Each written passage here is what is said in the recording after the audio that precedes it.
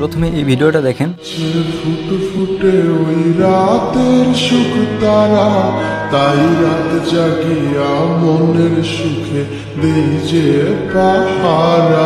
তুমি আমার কাছে শিশির ভেজা সোনালি। আসসালামু আলাইকুম বন্ধুগণ, কেমন আছেন সবাই? আশা করি সকলেই ভালো আছেন। রমাদানের পুরো এক মাস আমাদের কাছ থেকে বিদায় নিয়ে চলে গেল। জানি না কে কতখানি আল্লাহর দরবারে নিজের গুনাহগুলো মাফ করাতে পারলাম। ওকে, এই ফটোটা কিন্তু আপনারা অনেকেই দেখেছেন, এখানে নেইমারের কোনো নাম নেই। এখন এই ছবিটি দেখেন একবার। এটা সেদিন রাতে যেদিন কার্লো আনচেলত্তি ব্রাজিলের দল ঘোষণা করছিল। জাস্ট নেইমারের ফেসটা একবার দেখেন, সে অনেক আবেগপ্রবণ হয়েছিল যে তার নামও ঘোষণা করা হবে। সো এখন এই ছবিটা একবার দেখেন, যেখানে নেইমার 100% ফিট না থেকেও ম্যাচ খেলেছে 9টি, গোল করেছে 8টি, অ্যাসিস্ট করেছে 3টি।